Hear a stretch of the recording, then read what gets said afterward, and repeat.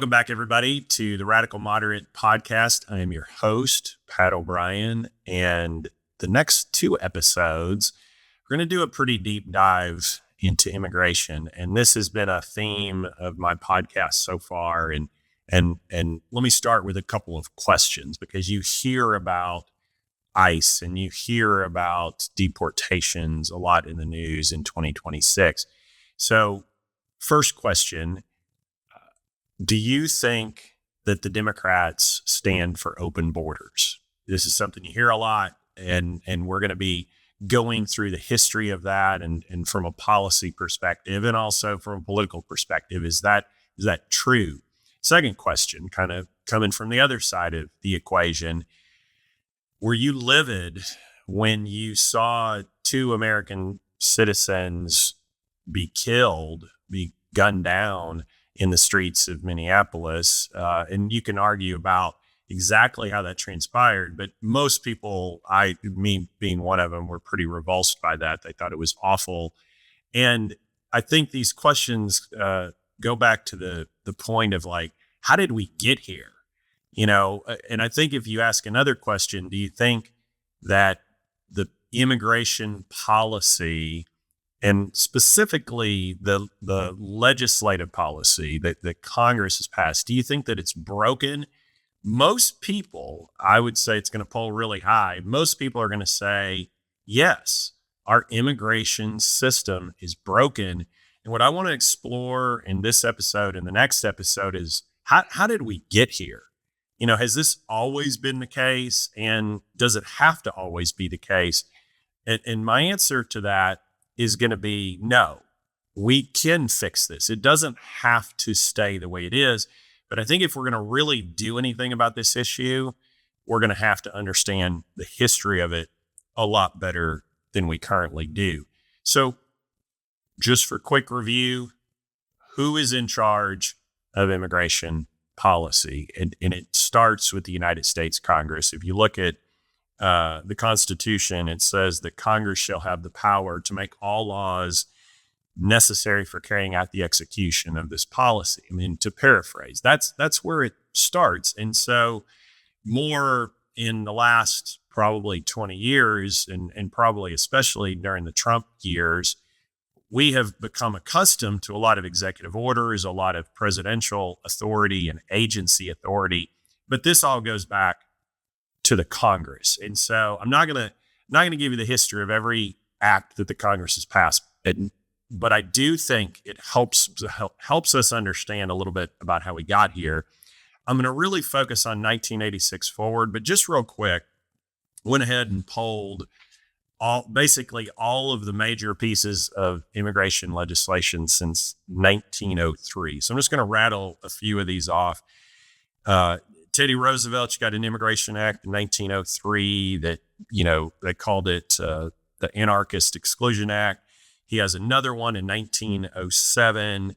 There was some rising sentiment against Southern and Eastern Europeans going on back in 1907.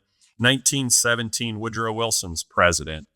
And you had something called the Asiatic Barred Zone, effectively banning immigration from Asia. So this is 1917. 1921, you have an Emergency Quota Act of 1921, and it set quotas at 3% of nationalities' U.S. population based on the 1910 census. In other words, we're just dictating who could come to this country based upon who was already here. So that's several acts. Then in 1924, and I know I'm talking about 100 years ago, this was a big one. During the Coolidge administration, you had the Immigration Act of 1924, and it had quotas reduced all the way down to 2% based on the 1890 census.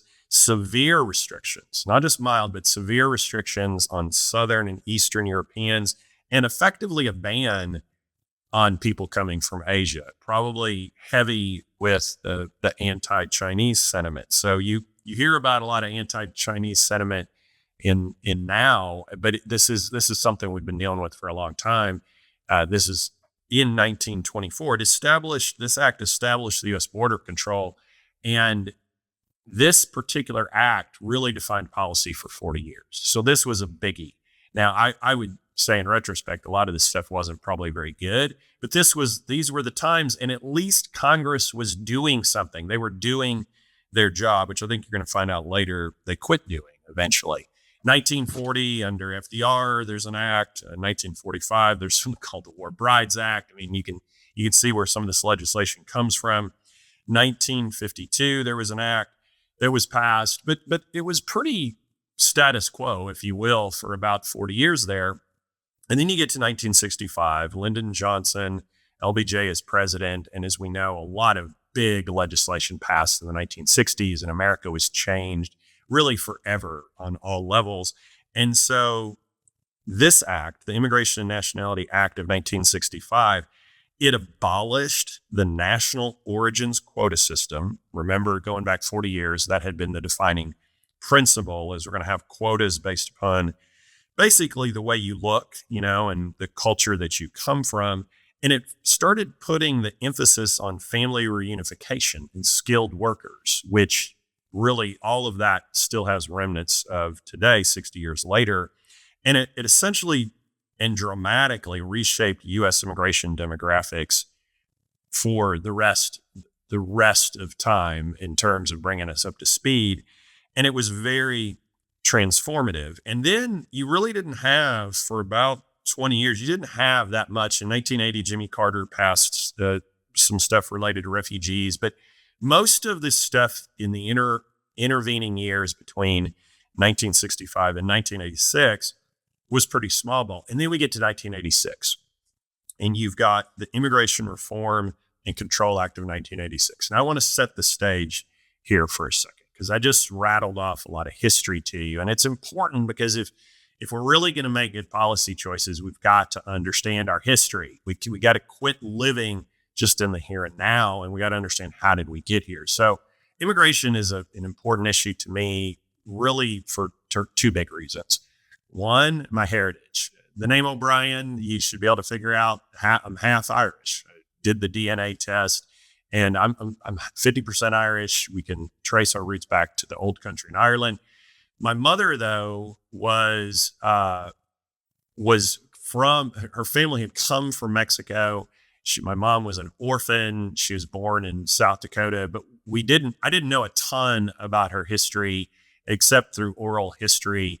And then I went and got this DNA test, and I saw that her side had blood and DNA from Mexico and Spain, even a little Southern Europe, which some of that surprised me. But in general, she definitely came directly from Mexico to get here. And so I care because that is the story of so many Americans, and it's very personal to me. But the second reason, and really the more important reason why I care about immigration policy so much, is this is something that we could do as a country. We just need a little bit of a nudge. We don't have to live with the situations that if you're upset about what ICE has done under the Trump administration, I'm telling you, it doesn't have to be like that. And not just the policy that he has. I don't think he has to do that policy, but we can fix this. But Congress is going to have to do it. So in the 1980s, you had a political situation where Ronald Reagan was president. And I want to say real quick that my father grew up a Democrat. He voted for Democrats his whole life. He was so happy that Harry Truman dropped the bomb. He believes that saved his life in World War II. My father voted for Ronald Reagan in 1980, and that was the first Republican he ever voted for. And he had all of those reasons. But the 1980s were so interesting because Reagan brings a lot of transformation, both to the Republican Party, but to the country at writ large.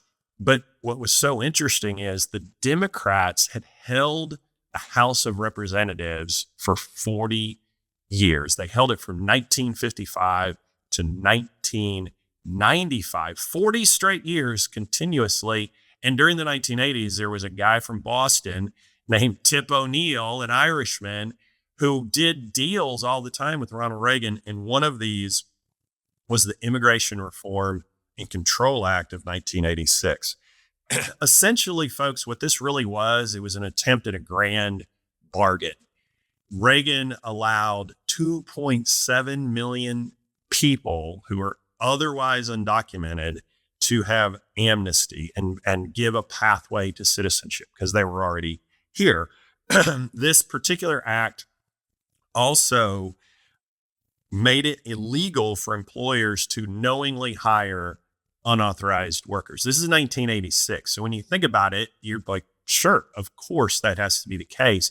But it just happened in 1986. But it was this grand bargain, as I talked about, between enforcement and amnesty. And I think it worked. It was landmark and it worked. So you're talking about 1924, 1965, and 1986. You have these landmark pieces of legislation, and then it all stops, basically.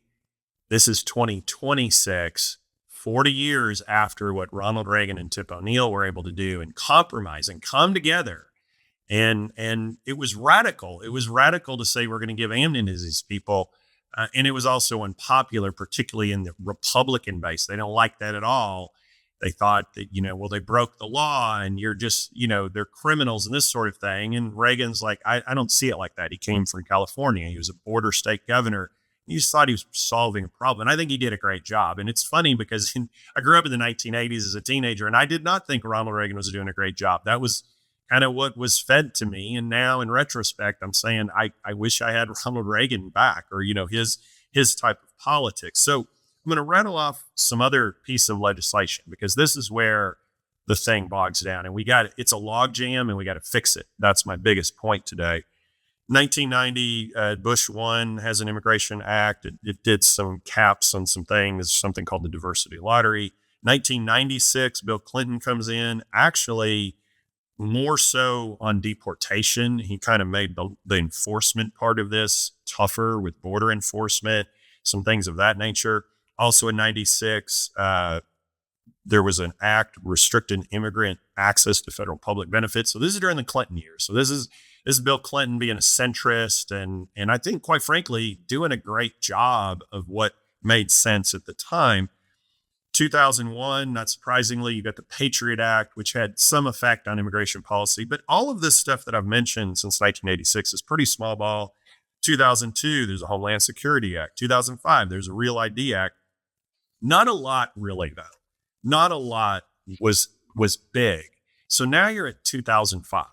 And this becomes an era for a period of time here of what I'll call, just the log jam, the near misses, the close attempts to do something. So in 2005, you had something called the Border Protection, Anti-Terrorism, and Illegal Immigration Control Act. This was backed by Bush. It didn't pass. So we'll move on from that. It passed the House, interestingly, but it did not pass the Senate. And then you have 3 acts, 2 under Bush, 1 under Obama, 1 that failed. So the first one was in 2006. This was called the Comprehensive Immigration Reform Act of 2006. It was an attempt, another grand bargain type attempt, legalization, enforcement, guest worker visas. It passed the Senate, but it didn't pass the House. So this is Bush 2, George W. Bush. Border state governor is his history. I believe he speaks Spanish. Again, a guy who I was not happy with during his presidency, but who I'm looking back with a lot more fondness about George W. Bush than I did at the time. In the moment, I have more perspective now, and that's what we should all try to do. So in 2007, he tries again. He goes back to the well. And I remember a lot of this going on in real time.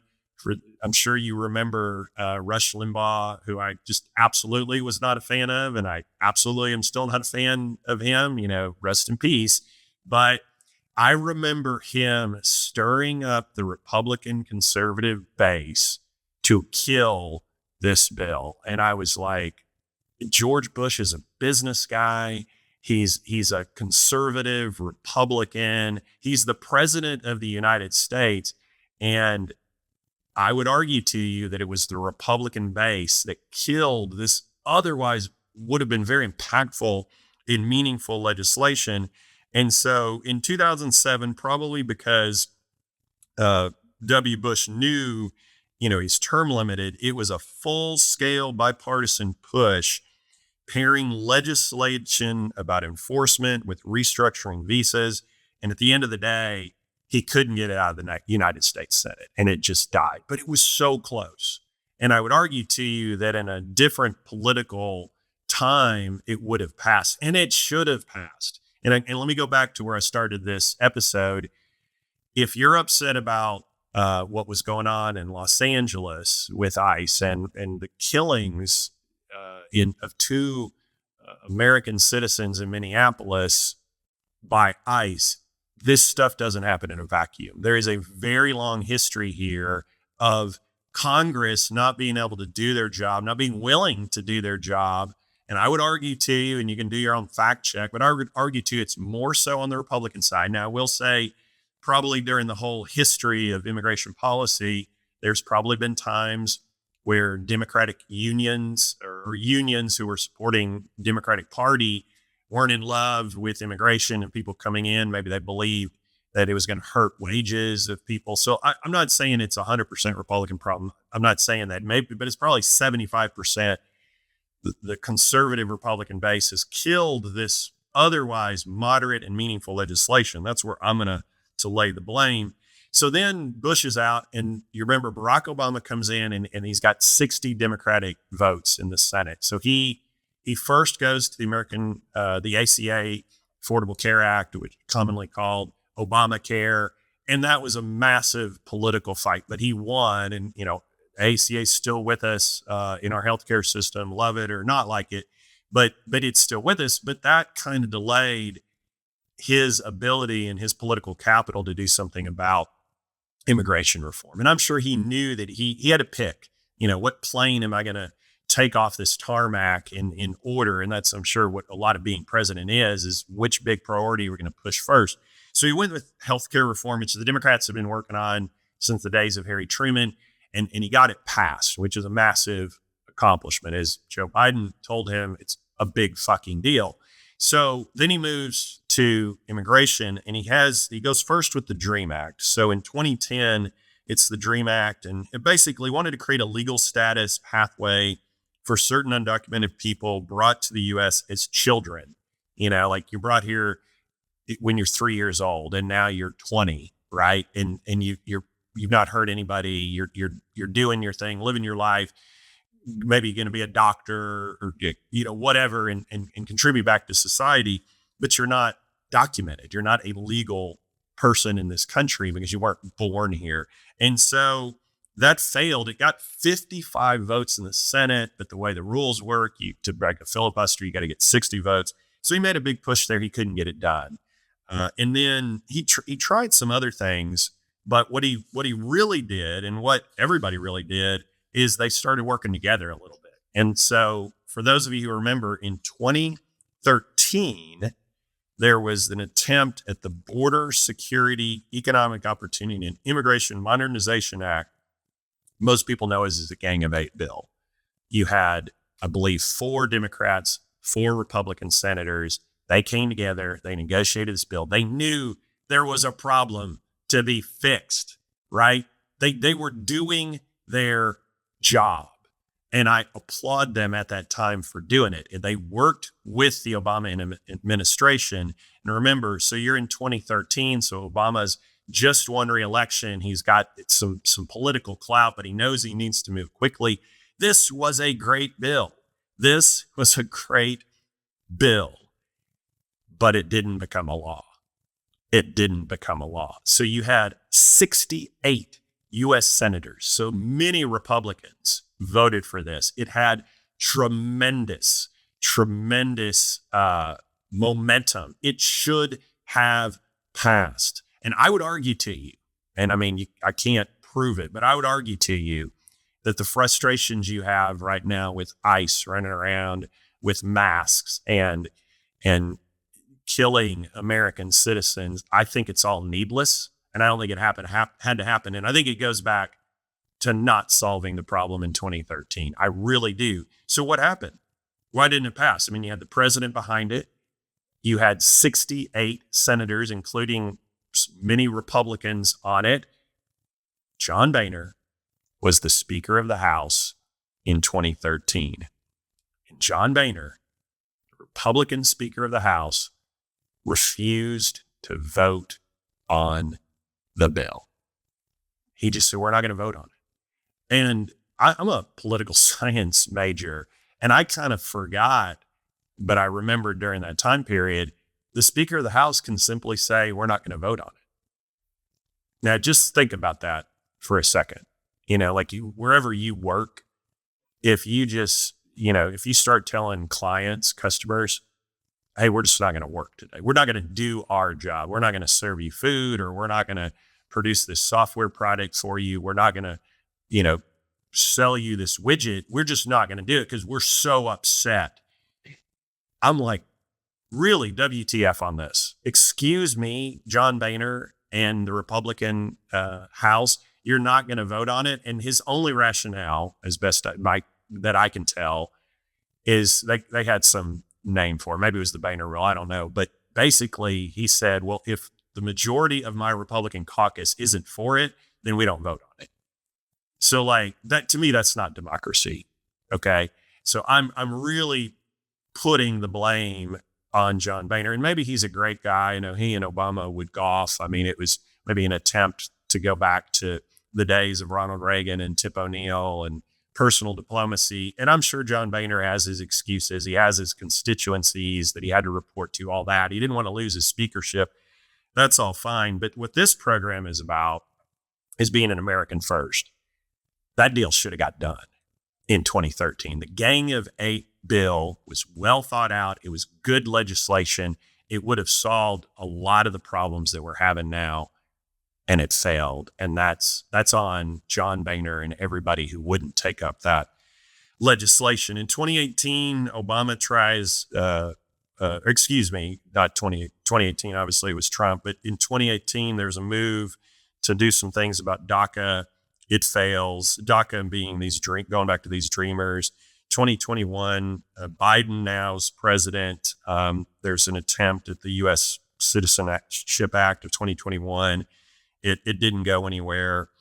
Going all the way to now, the end of the Biden term, there was an attempt at a border deal in 2024. But it was really, I'm going to come to that in my next episode. I'm going to come straight to the Biden presidency. But let me stop for 1 second and just take account of where we are. So I told you in the beginning, 1924, you had a big immigration act that Congress did their job. I don't like what they did. They were really focused on racial quotas and that sort of thing. I disagreed with the policy, but at least they did their job. They took their votes, and the citizens and the voters were allowed to judge that. 1965, LBJ term, there was a massive change. So about 40 years later, there's a massive change toward like, hey, let's open this thing up a little bit, but family reunification and common sense type things, skilled workers, made a lot of sense. But it probably started changing the way our country looks a little bit. Maybe not everybody liked that.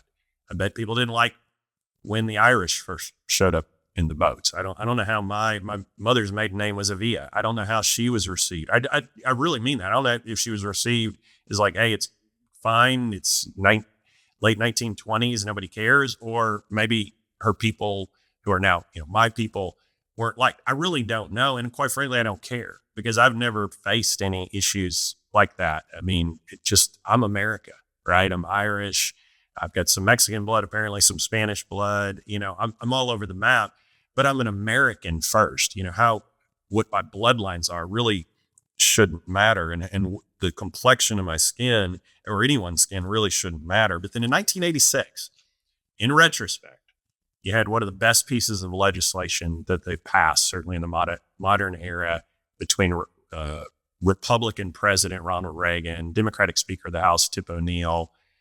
You'd created Amnesty, and Amnesty became a dirty word that the conservative base probably is still using, but really used during the W. Bush years to kill meaningful legislation. And ultimately, I'm sure is why John Boehner in 2013 would not pass this substantive legislation. And so now it brings us back to where we started. So I've given you this historical perspective. And with a couple minutes left in this episode, I think that I've mostly just given you factual history here with some context and a little bit of opinion. But now I'm going to kind of focus more on like, where are we today and what is my opinion of today? And so as best I can tell, and I have looked for it, the Trump administration, so this is Trump 2.0, has made a decision that they're going to focus exclusively on enforcement.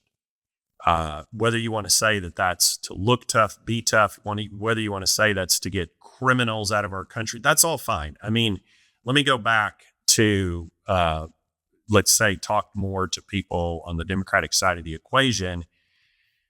You missed your opportunities. You didn't have the political muscle in 2013 to get close enough behind Barack Obama to push meaningful legislation to the finish line.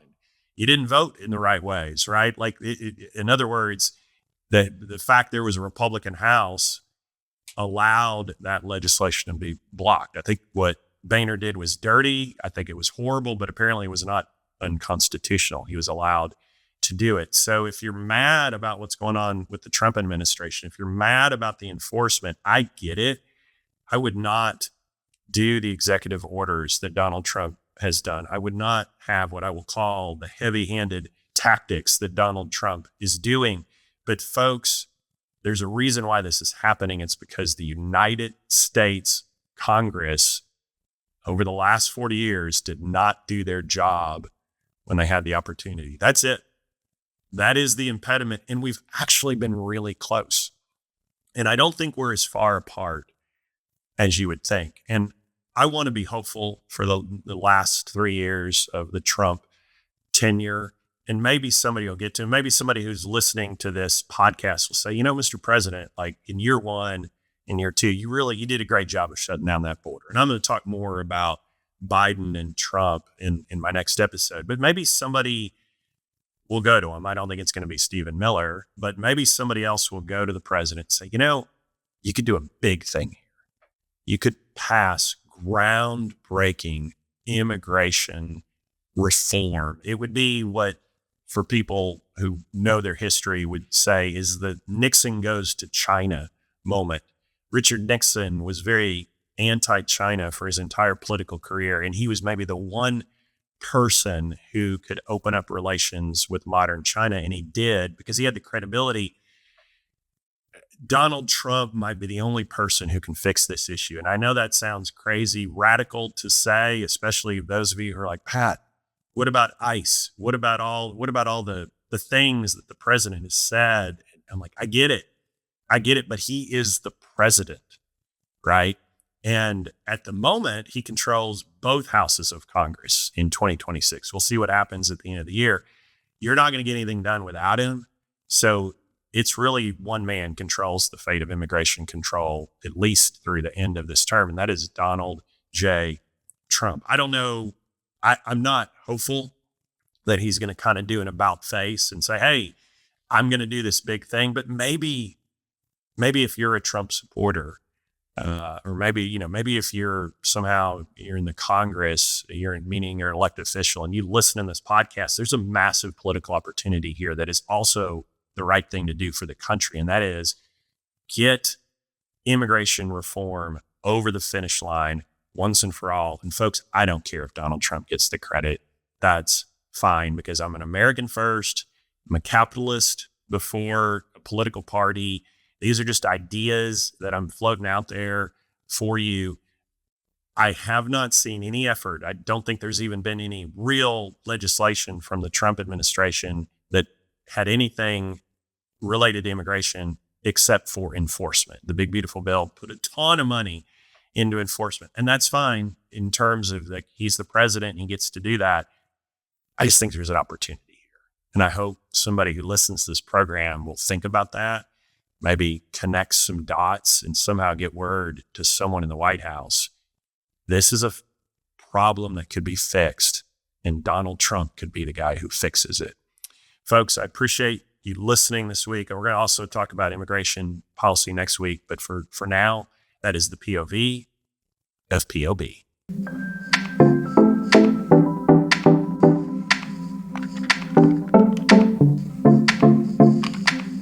you.